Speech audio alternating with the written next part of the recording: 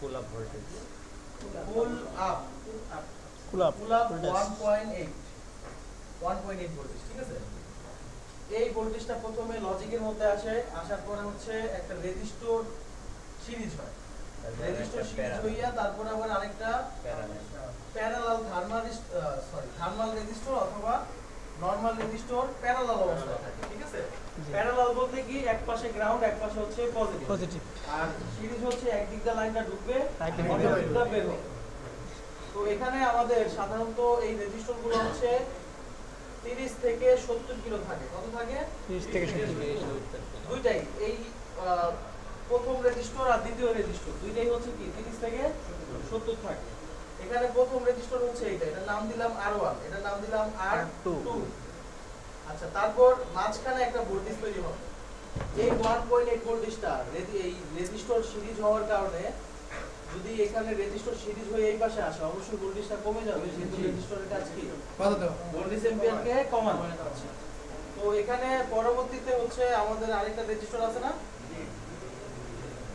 আরেকটা রেজিস্টর কি অবস্থায় আছে? প্যারালাল। এটার মান ধরেন 40 কিলো, এটার মানও 40 কিলো। এটার মান কত? 40 কিলো। এটার মানও ধরেন 40, অথবা এটার মান হচ্ছে 40, এটার মান হচ্ছে 50, যাই ধরুন সমস্যা নেই। তো এখন এই দুইটা রেজিস্টরে এখান থেকে কত ভোল্টেজ কমায় দিতে পারবে এটা আমাদের এখন নির্ণয় করতে হবে, ঠিক আছে। তো সাধারণত এই দুইটা রেজিস্টরের ভারসাম্যের কারণে একটা লাইন চলে যায় হচ্ছে সিপিইউ তে।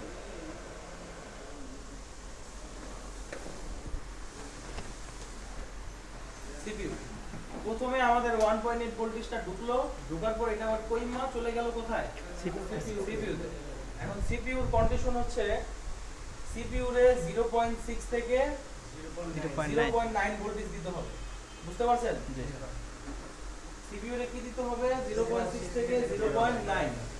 এই লাইনটার নাম হচ্ছে আপনার থার্মাল লাইন। কি লাইন? থার্মাল। এটার নাম কি? Pull up.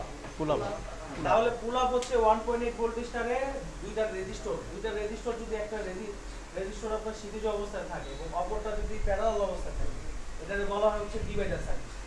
What is circuit? Circuit হচ্ছে বিভিন্ন কম্পোনেন্ট একত্রিত হওয়াকে হচ্ছে সার্কিট বলে, নাকি? যেমন আমাদের কারেন্টের যে বোর্ড, এখানে সুইচ আছে, রেগুলেটর আছে, সকেট আছে, এগুলো সবকিছু সমগ্র সমন্বয় মিললে হচ্ছে কি হয়? সার্কিট তৈরি হয়। তাহলে এখানে দুইটা রেজিস্টর হচ্ছে একটা সার্কিটকে বোঝাচ্ছে। সার্কিটের নাম কি? Divider circuit.